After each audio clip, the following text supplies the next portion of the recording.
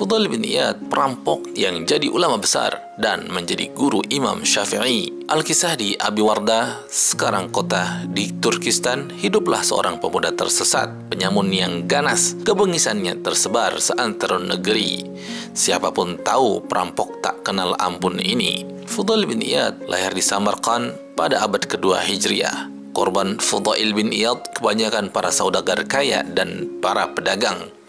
Ia melaksanakan aksi begal tersebut antara Abi Wardah dan Sirjis. Konon tak ada yang bisa lolos dari aksi rampoknya. Dalam kitab Asyar A'lam An-Nubala jilid ke-7 halaman 393 menjelaskan rekam jejak Fudail bin Iyad dalam dunia kelam perampokan. Menurut Syamsuddin Az-Zahabi bahwa pemuda tersesat tersebut biasa menghadang orang yang lewat daerah Abi Wardah dan Sarkhas. Berkata Abu Amr bin Husain bin Hurais dari Fadil bin Musa, ia menceritakan bahwa Fudail bin Iyad adalah seorang bandit yang biasa merampok saudagar kaya dan pedagang yang lewat antara Abi Wardah dan Sarkhas. Kisah taubat Fudail bin Iyad tergolong cukup unik. Sang perampok ini mendapat hidayah sebab jatuh cinta kepada seorang wanita.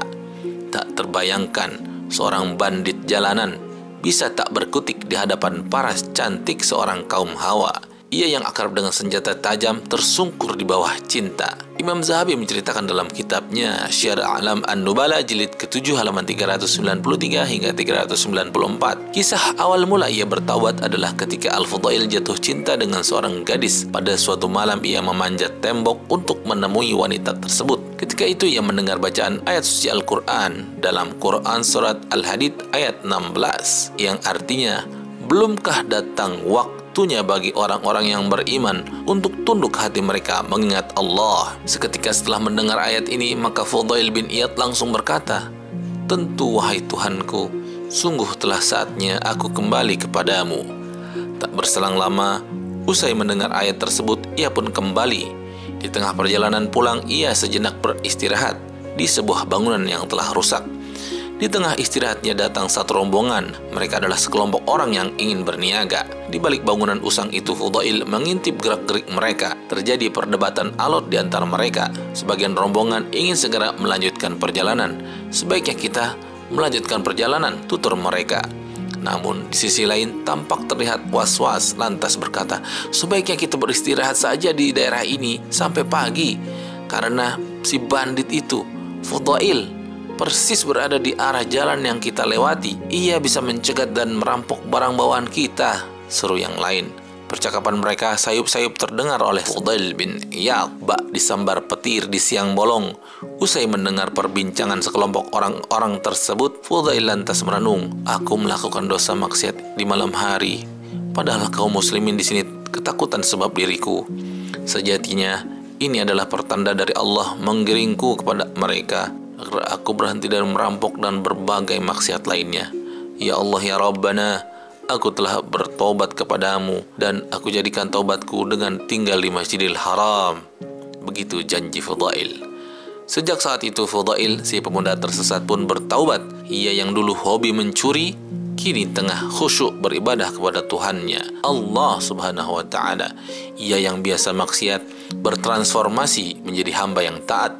Ia istiqomah dalam pertaubatannya. Janji yang ia ucapkan malam itu pun ia laksanakan. Kemudian ia terkenal menjadi seorang yang ahli ibadah dan ulama besar. Al-Kisah Ishaq bin Ibrahim At-Tawari menceritakan kehidupan Fudail usai bertaubat. Tak kau dapati manusia yang begitu takut akan dirinya melainkan Fudail bin Iyad. Ia pun tak pernah berharap kepada manusia. Ia adalah manusia yang benar. Lisannya penuh dengan kebenaran. Dalam satu riwayat yang bersumber dari Nasar bin Mughirah, Al-Bukhari menyatakan bahwa ia sangat kagum pada Fudail bin Iyad. Baginya Fudail adalah seorang ahli fikih, seorang yang paham akan agama, dan juga termasuk ulama yang warok dan sangat menjaga diri dari sesuatu yang haram. Sebelum akhir hayatnya, Fudail bin Iyad memiliki banyak murid. Kelak para muridnya menjadi ulama besar. Antara lain murid beliau adalah Imam Syafi'i, Ibnu Mubarak, Al-Ja'fi, Ishaq bin Mansur As-Sauli, Al-Humaydi, Yahya bin Al-Qattan, Abdurrahman bin Mahdi, Qutaibah bin Sa'id, Marwan bin Muhammad, Abdul Razak, dan juga Bishr Al-Hafi. Dalam catatan Imam Az-Zahabi, Fudail bin Iyad meninggal pada tahun 189 Hijriah. Ia wafat di kota suci Makkah. Ia pun mendapat julukan Abid al-Haramain atau ahli ibadah di kota suci.